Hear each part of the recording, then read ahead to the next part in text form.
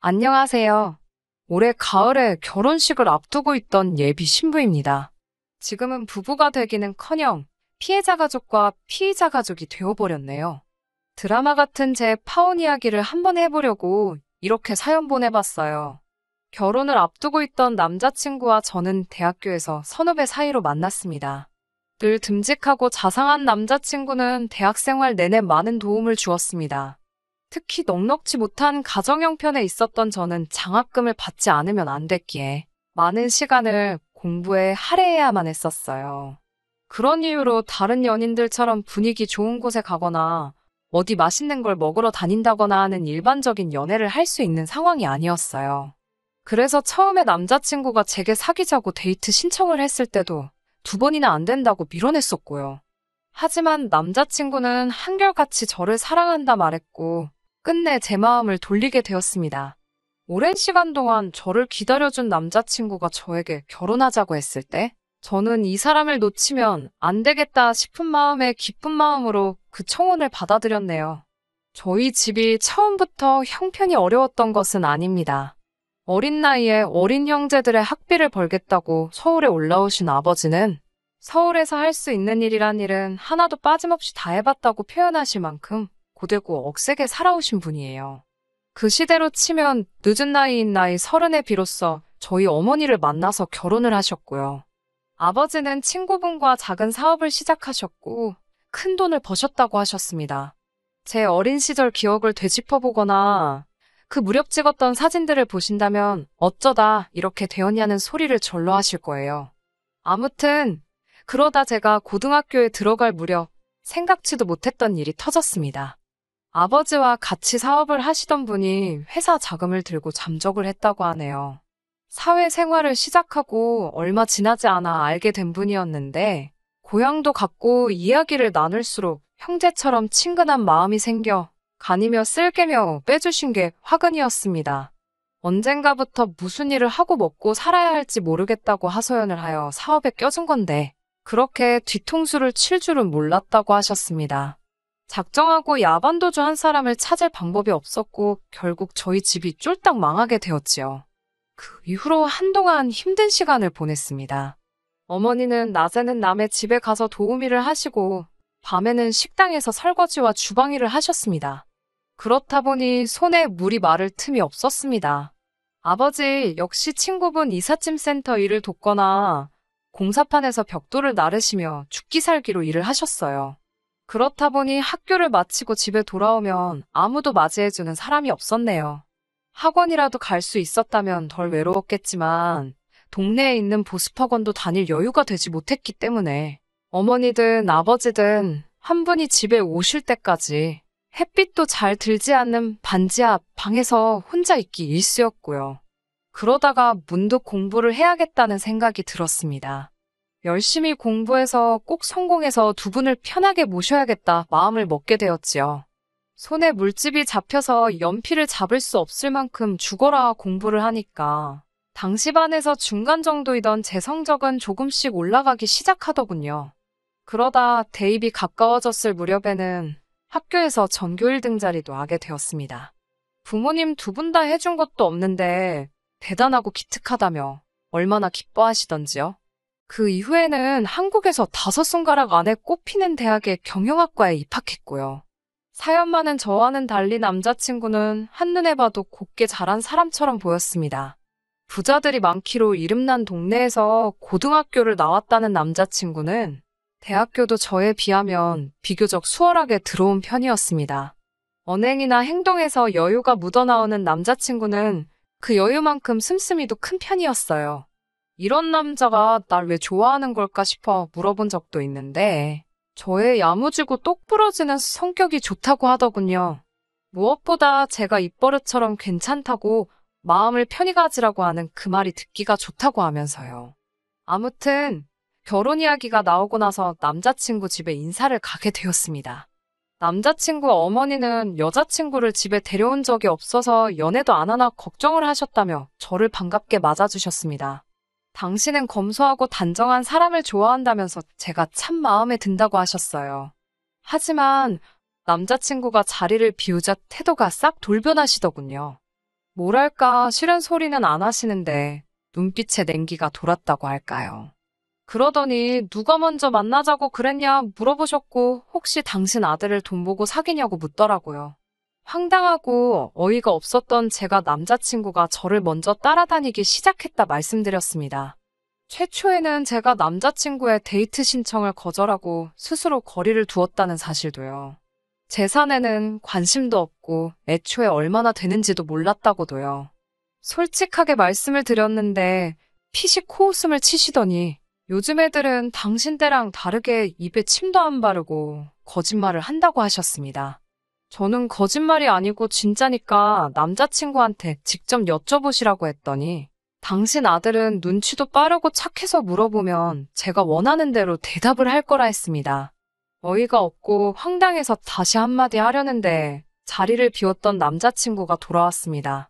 그러자 남자친구 어머니는 언제 그런 일이 있었냐는 듯이 저와 이야기를 해볼수록 통통 튀는 매력이 있다며 남자친구에게 제 칭찬을 하시더군요. 이 일을 겪은 뒤 저는 남자친구에게 이별을 통보했습니다. 차마 남자친구 어머니가 이중인격 사이코 같다는 소리는 못하고 그냥 우리는 안 맞는 것 같다고 했습니다. 그런데 한 달 가까운 시간 동안 남자친구는 몇 번이고 전화하고 찾아왔습니다. 가슴이 아팠지만 흔들리면 안 된다는 생각으로 밀어내고 모른 척 했습니다. 이렇게 그대로 헤어질 생각이었으니까요. 그러던 어느 날 밤늦게 귀가하신 아버지께서 우리 집 앞에 사람이 쓰러져 있다며 구급차를 불러야겠다고 하시더군요. 저는 설마 싶은 마음에 나가봤고 거기엔 아니나 다를까 술에 취한 남자친구가 쓰러져 있었습니다. 아버지께서 아는 사람이냐고 물어보시기에 저는 그동안 있었던 일을 솔직히 털어놓았습니다. 저와 사귀던 사람이고 인사까지 갔었다는 이야기를요. 이야기를 다 들으신 아버지께서는 한참을 생각하시더니 그래도 이렇게까지 매달리는 걸 보면 남자친구가 저를 참 좋아하는 것 같다며 한 번 더 기회를 줘보면 어떻겠냐 하셨습니다. 그리고 남자친구 어머니는 한번 직접 만나 뵙고 싶다고 하셨어요. 혹시 오해가 있었을 수도 있지 않냐면서요. 그렇게 남자친구와 저는 다시 시작하게 되었고 이 모든 게 저희 부모님 덕분이라는 걸 알게 된 남자친구는 이미 마치 사위라도 된 양 저희 부모님에게 정성과 시간을 쏟으며 참 잘하더라고요. 그리고 얼마 지나지 않아 남자친구의 과거를 알게 되었습니다. 하루는 남자친구가 저희 아버지와 호프집에서 맥주를 마시고 있다고 하더라고요. 제가 집에 언제 가려고 그러냐고 얼른 가라고 하자 자기는 집이 싫답니다. 그게 무슨 소리냐고 물으니 자기 집에는 다 가짜밖에 없대요. 남자친구의 사연은 충격적이었습니다. 어린 시절 친아버지를 잃고 어머니 손에서 자라던 남자친구에게 아버지가 생긴 건 남자친구가 고등학교에 들어가고 얼마 지나지 않아서랍니다. 당시 어머니께선 큰 빚에 시달리고 있었는데 지금의 아버지가 그 빚을 갚아주는 대신 결혼을 하자고 하셨다는 거예요.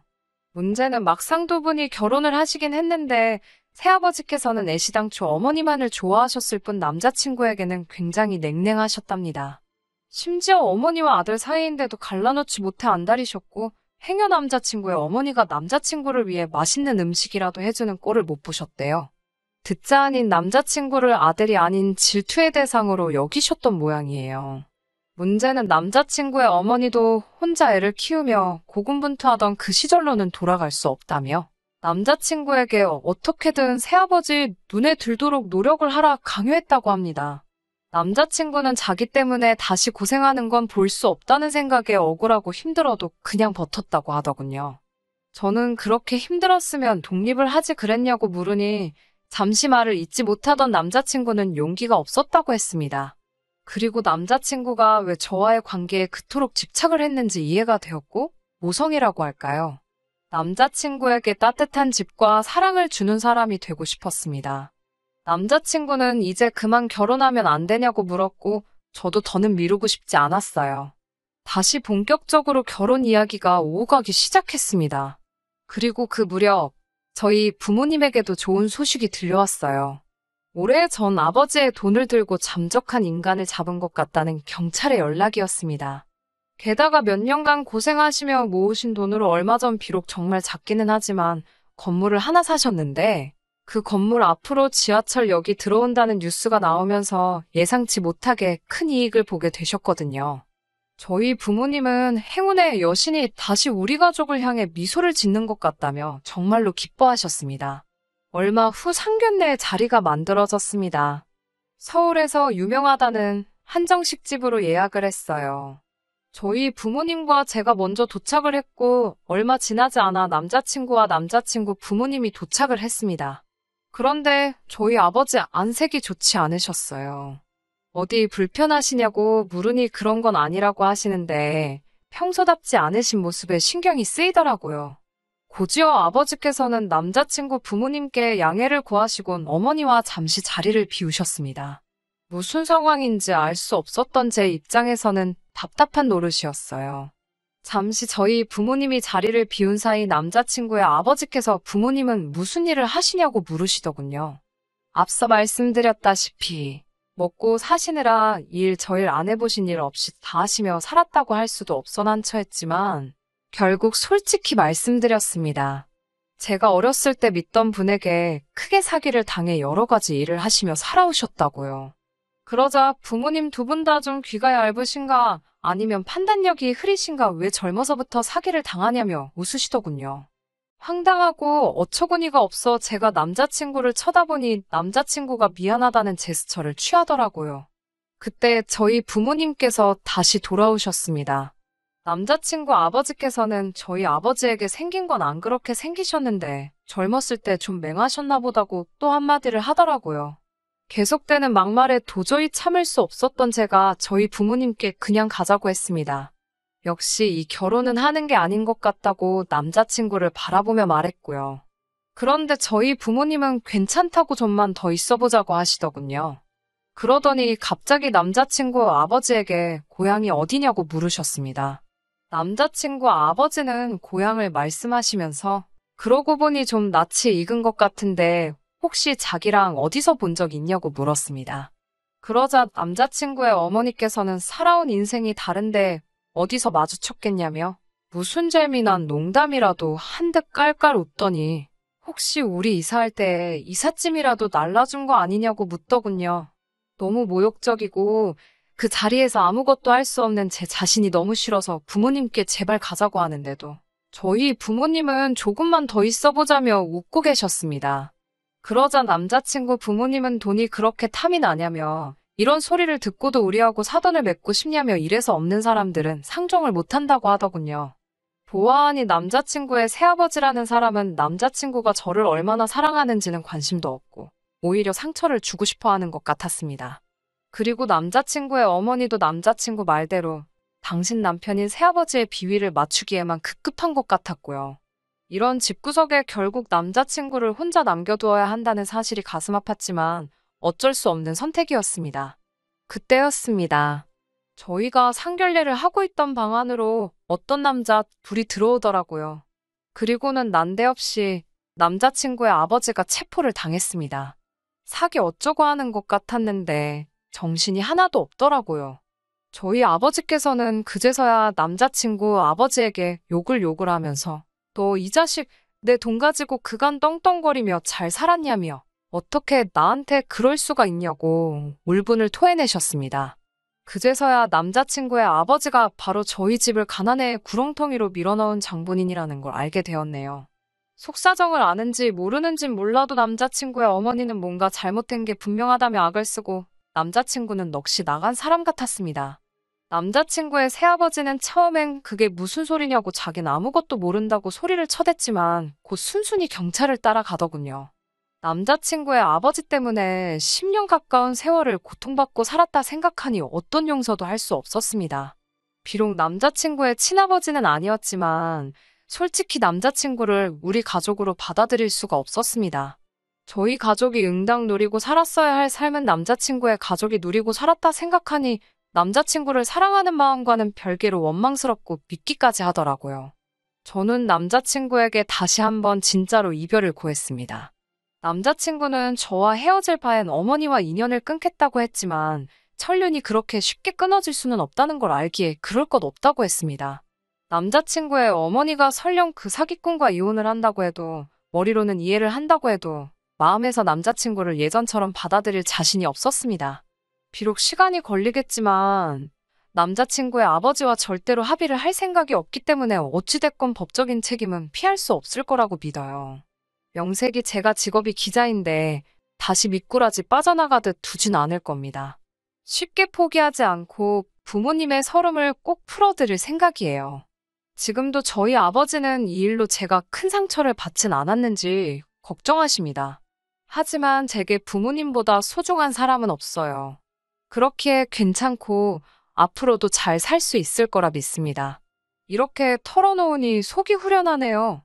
법적인 처벌까지 받고 나면 후기 들려드리러 또 오겠습니다. 끝까지 들어주셔서 감사합니다. 오늘의 사연은 여기까지입니다. 구독과 좋아요, 알람 설정 부탁드리고 더 좋은 사연으로 다시 찾아뵙겠습니다. 감사합니다.